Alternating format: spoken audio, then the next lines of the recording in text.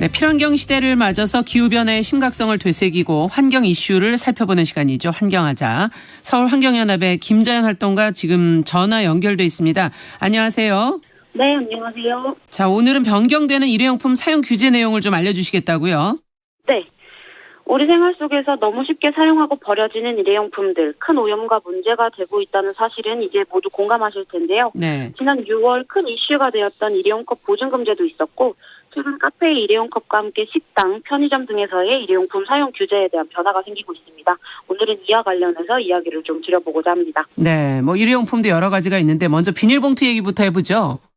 네, 가장 큰 변화는 다가오는 11월 24일부터 편의점과 제과점 등에서도 일회용품 비닐봉투 판매가 금지될 예정이라는 점입니다.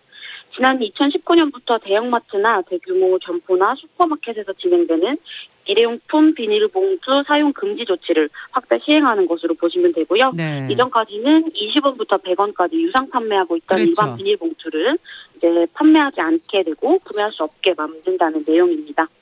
이로써 이제 한 개의 편의점 회사에서만 월 평균 2천만 장의 일회용 비닐봉투 사용을 줄일 수 있을 것으로 예상됩니다. 와, 월 평균 2천만 장.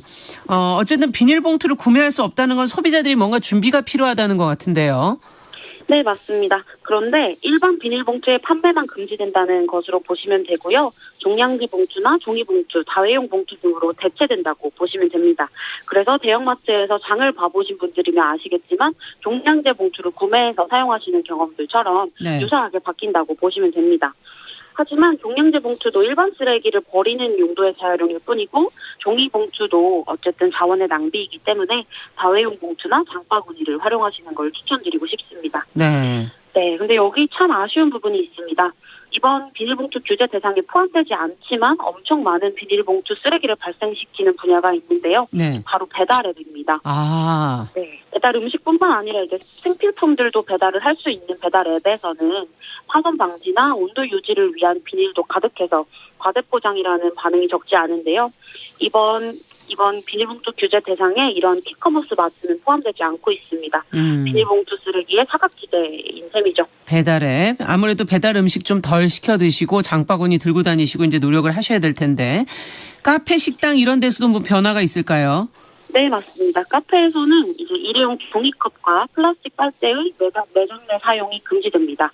대형 커피 전문점은 물론이고 개인 카페나 동네 카페에서도 이제 플라스틱 빨대로 음료를 마실 수 없게 됩니다. 그리고 식당에서는 일회용 컵과 접시, 젓가락 등의 사용이 금지됩니다. 하지만 여기에도 여전히 일회용품 사각지대는 존재하는데요.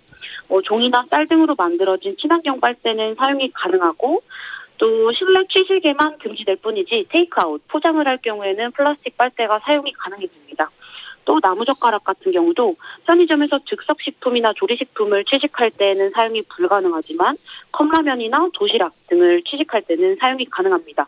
이렇게 규제에서 자꾸 벗어난 품목들과 대상이 있고 여전히 사각지대는 존재하고 있습니다. 네.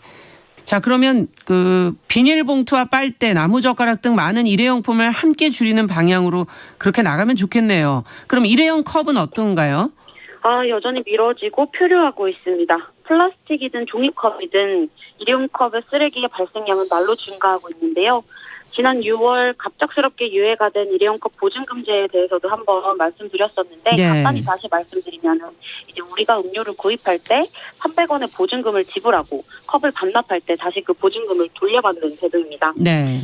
네, 이 제도는 지난 6월에 시행을 앞두고 있다가 갑작스럽게 12월로 유예가 되었는데요.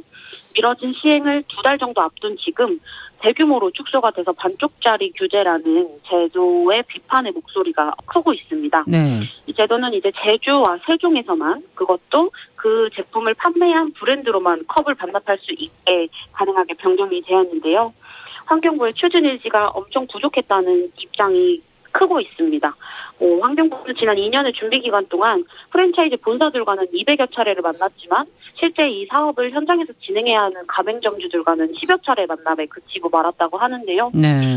점차적으로 이 제도를 전국적으로 확대를 할 거고 초기에만 브랜드 반납이 가능하겠다라고 말을 하고 있지만 이 제도를 점차 확대를 시킬 계획이라든지 시점, 기준 등 향후 계획도 전무한 상황입니다. 네, 그 브랜드로 갖다 주려면 좀 번거롭죠. 거기서 사서 먹고 나가려고 이제 잔을 가져오신 건데 그렇죠, 같은 그렇죠. 브랜드를 찾으려면 너무 힘들어질 수 있을 것 같고 어디 좀 쉽게 반납할 수 있는 장소들이 좀 마련이 돼야 될 것 같고 그렇죠. 좀 부족한 부분이 있는데 어쨌든 변화가 있는 부분이 있으니까 잘 챙기셔야 될 것 같고요.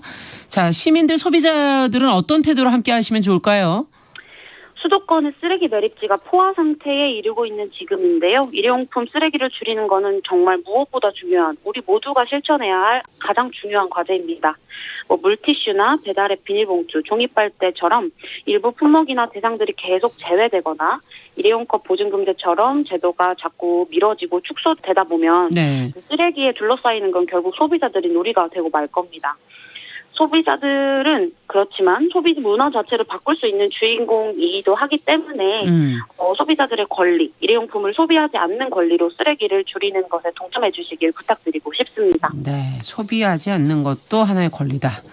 자, 환경하자 서울환경연합의 김자연 활동가와 함께 일회용품 사용 규제에 대해서 변화되는 부분